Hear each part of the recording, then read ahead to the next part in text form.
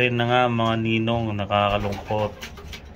Ayan, dito sa pairing na to. Ito pairing to ng inbreed Queen L na nakakross sa Wolverine cross na.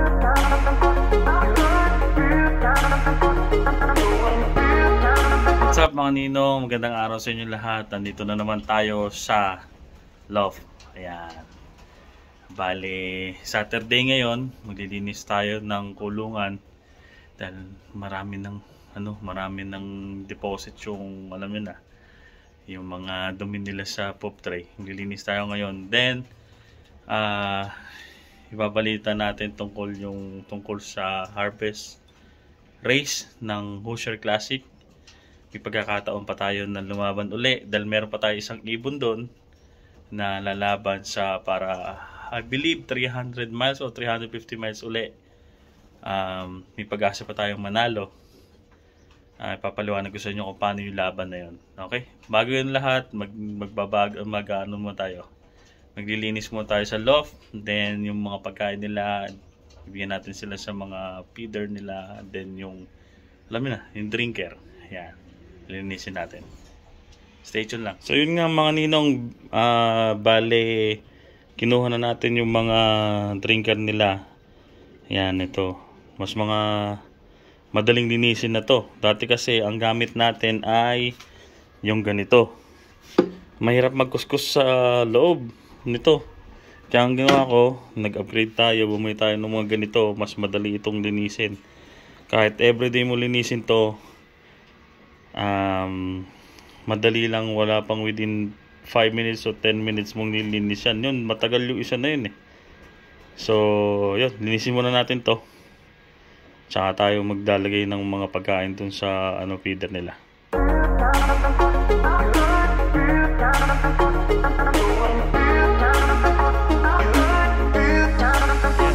So yun mga ninong, tapos na natin linisin yung mga drinker nila.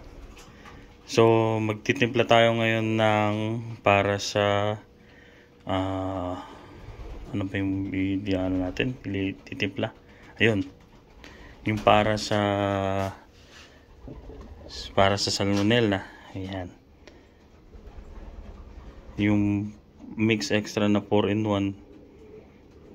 Ayan ang gamit natin. Treatment ng cancer, tsaka ng parathyroid, E. coli, tsaka bacteria infection in general. Kumbaga, pangkalahatan to. 1 teaspoon para sa 1 gallon. So, yun. Bakit ako nagbibigay nito? Kasi dahil minsan din natin inaasahan na nakakakain sila ng dumi nila. So, para maiwasan yung mga E. coli o kaya yung bacteria na o kaya may cancer, bibigyan ko nito. Ano nang gamit ko naman ito? Once a week ang gamit ko to. Pero ang advisable nila 2 times a week to eh. Pero para sa akin isa lang. Hindi naman din masyadong matapang naman kasi pagka akong dalawa nakalagay. So yun. Timpla muna natin to. Ayan mga ninong, yan yung itsura ng yung pang salmonella natin na 4-in-1. Mukha siyang extra juice. Yan, ibibigay natin sa mga ibon natin. Okay? Ayan. Ito na yung tax section natin. Ayan.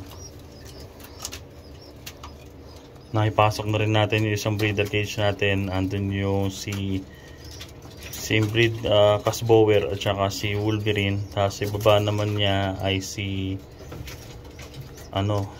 Laura Wolverine cross kay Laura. So yun nga mga ninong, pinaghiwalay na natin ngayon yung mag-pair na si inbreed na Queen L tsaka si Wolverine na Wolverine na cross kay Laura. Kasi isang itlog nila hindi ko malaman kung bakit parang hindi siya fertile kaya inanuhan niya. Tinayuan niya siguro. Alam niya siguro hindi mabubuo. Kaya ganun. Ayan. So ngayon, ayun siya ngayon. Nagkakondisyon muna uli natin para ma-breed na natin. Then dito naman, ayun, no, malalaki na inakay doon sa kanto na yun, no. Galing talaga magsubo ni Balikuko at saka ni MOTM 21. Si Nothing Can Stop Me. Yan. Tapos dito na, dumako naman tayo sa hen section naman. Yan. Yan nga, yun yung inbreed Queen L natin. Tapos malaki na rin yung inbreed na ginawa natin na inbreeding. Malaki na rin yung mga inakay, no? Kung napapansin nyo, ayan, malaki na. Inbreed gazpacho yan. Ayan. Sa kabila din naman, ito yung anak ni 95. Dalawa, ayan, no? Mukhang mag-off colors, parehas sana. Tapos dito may itlog na isa. Dito naman ay may isang anak si Borga. Yan. Ganda na itsura ni Borga, oh. Borga the Great. Ayun. Borga the Great yan, oh. Ganda na itsura. Laki ng ilong, oh. Kumbaga parang sa natin, para sa kung sa Pilipinas to, bentahe to. Si Borga the Great. Ayan.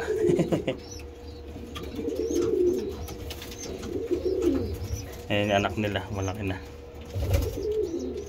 Tapos dito lang sa baba, yung Porsche 911 natin at saka yung Thomas 6. Ayan. Bali, ito yung mga natin, mga stock bird. Ayan.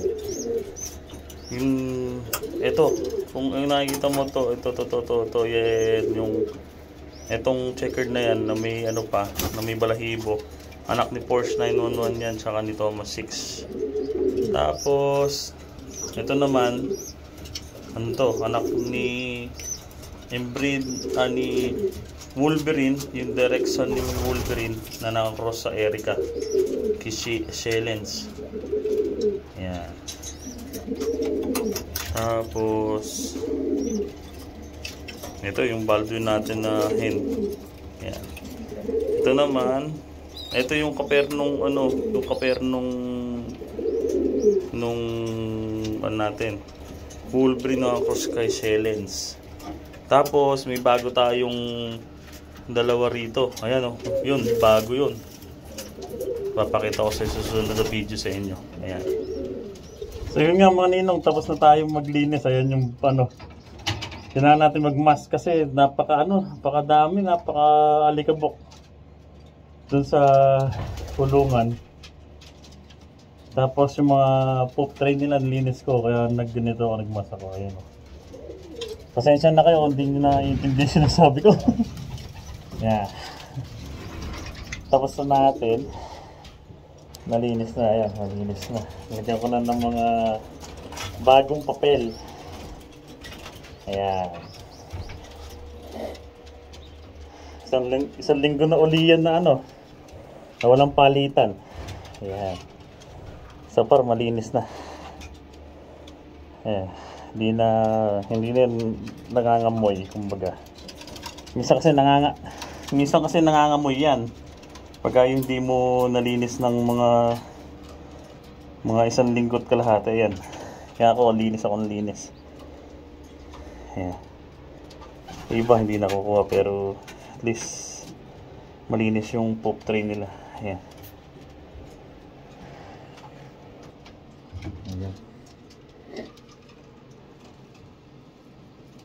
Ayan na nga mga ninong, nakakalungkot.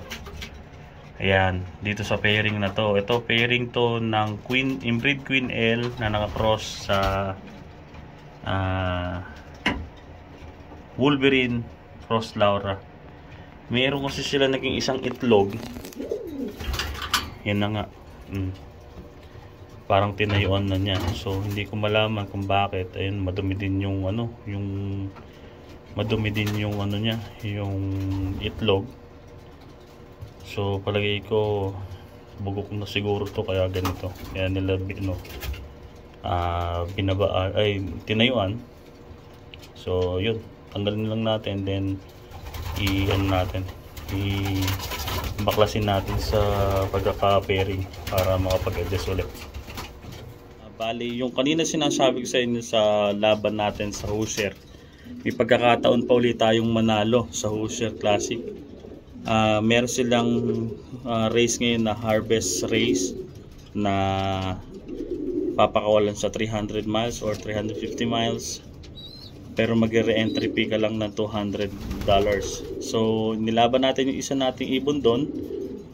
May pag-asa pa tayong manalo. Sana pala rin sana doon sa nag-iisa na yon, or ang kasama ko doon si Kuya Neil. Meron kaming dalawang entry doon, tig-isa kami. Bakas kaming dalawa doon, sana manalo pa para may chance pa ulit tayo manalo. Then bali, hinihintay ko din yung laban ng Louisiana Perch kasi may isa tayong ibon doon, ang pangalan si Guardian Deity. Kung titingnan nyo lang mga ninong doon sa clocking, andon, hanapin nyo Guardian Deity ang pangalan. Then yun nga, marami pa tayong hinihintay na OLR, pero hindi pa sila nag-i-inventory. Sa mga nagtatanong dyan kung ano pa yung mga hinihintay natin, Gator Classic, Florida Derby Pigeon, then ano pa ba, American Average, and yung Big Andy. Ayan, yung Big Andy natin, isa pa yun. So yun nga mga ninong, yan lang yung update natin dito. Paki-follow na lang ako rito sa YouTube channel natin, si Empadolo. Paki-subscribe na rin, sana paki-subscribe at dumadami yung mga subscriber natin. Maraming salamat mga ninong sa pag-subscribe sa inyo. Patuloy tayo magbablog kahit every week. Ayan, para mas may mga napapanood tayo tungkol sa mga ibon. Ayan. So yun lang mga ninong, maraming salamat. Big shout out sa inyong lahat na subscribe sa akin. Hindi ko kayo maisa-isa, 200 na yun. 200 ang huling count ko na yun, 238 na tayo. Maraming salamat sa inyo sa 238 na yun. At sana'y madagdagan pa tayo. Okay? Peace mga ninong. Salamat.